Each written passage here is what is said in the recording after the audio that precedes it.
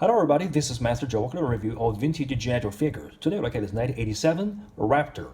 Raptor is kind of a cool figure with a very beautiful bird, and also this figure's head is like an eagle head. And last time we have reviewed the Serpentor, and I believe Serpentor and a Raptor are the only two figures in the GIJOE line have this kind of costume.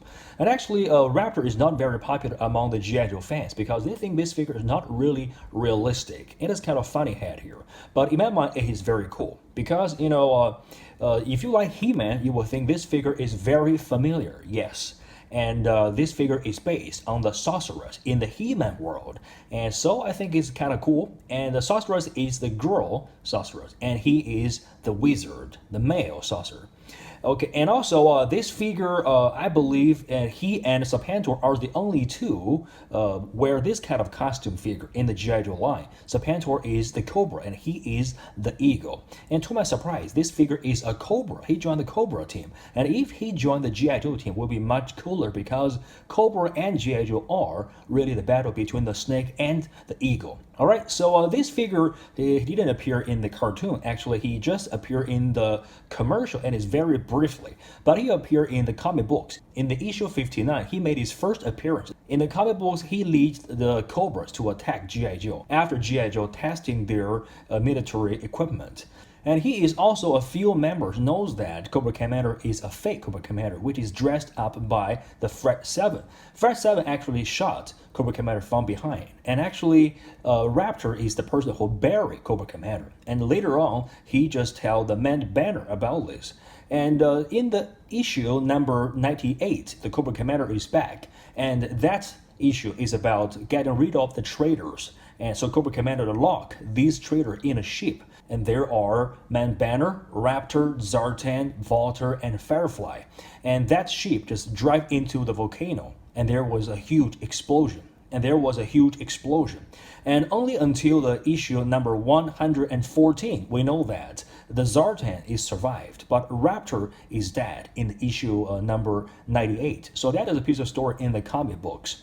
And so let's look at his file card to get information about this guy.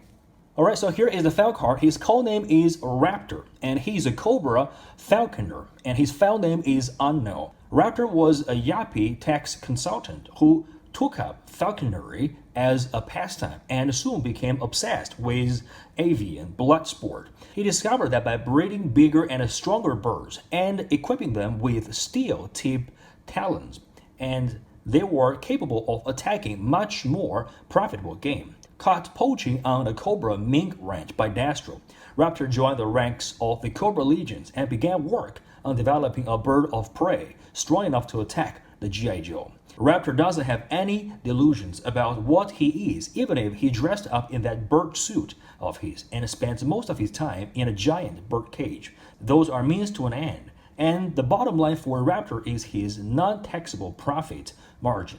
Okay, so this is Raptor. He joined the Cobra team not for conquering the world, and his goal is to make some money. So let's look at the figure here.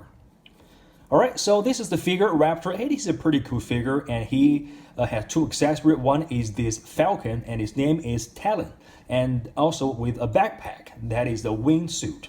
So let's look at his bird here. It is a very detail molded falcon. Okay.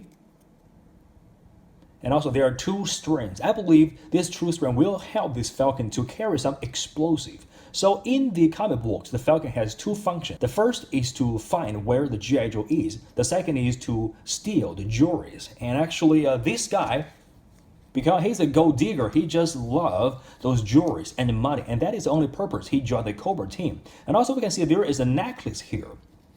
Okay, and the color is red. If the color is blue, I believe that is the color of the Heart of Ocean from Titanic. So he wears this necklace because he loves money so much, this guy. Alright, and also the falcon here, the claw part is very easily broken. So if this part is broken, the falcon cannot sit in Raptor's hand here. Okay, so this is the first accessory. The second is this backpack. And also I believe this part is learning from the DC's Batman. Batman has the same equipment to help him fly, especially when he landing from the skyscraper. And also here are some details here. These are the feathers of the eagle, and here is a hook, and here are some strings. I believe when he's jumping from the high building, he will use this equipment to help him to fly. And also, this is a pretty big part. And there is a secret of how to store this backpack is to fold this part here, and also to fold this part here, let the hole hook in this part, and also the same part goes here. So it is like, it's like a dumpling kind of, and you can store this part in the back of this Raptor very securely. This is another way to store this figure. So let's look at the figure here. So this is like a costume of the Falcon, and it is learning from the He-Man's sorcerers. Okay, and also here is the red necklace. He's a kind of strong man with the six-pack here, and also his shoulder and also his arm and the back here is like feather-like tester coat. It's like a kind of a coat. So I believe he wears this kind of dressing just to get a good relationship with those falcons. And also we can see there are some feathers here and also out of the boots here. And that exactly in the He-Man's sorcerers.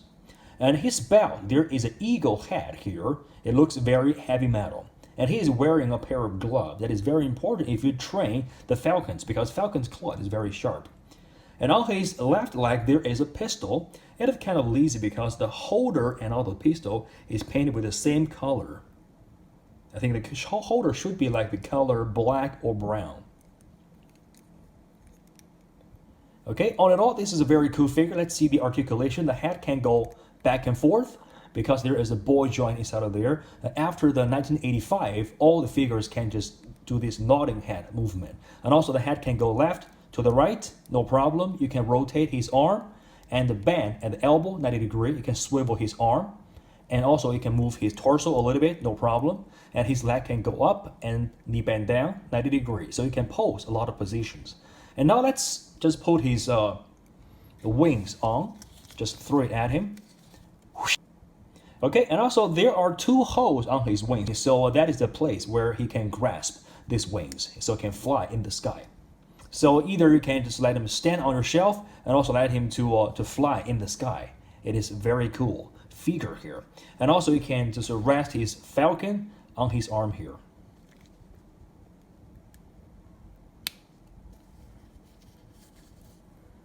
Okay, so this is a very cool figure, and his Raptor is from the 1987 toy line. And in that year, there are a lot of figures with this science fiction, more fantasy element in the toy, such as a Cobra La. That team is also the same line with a little bit of fantasy and science fiction part.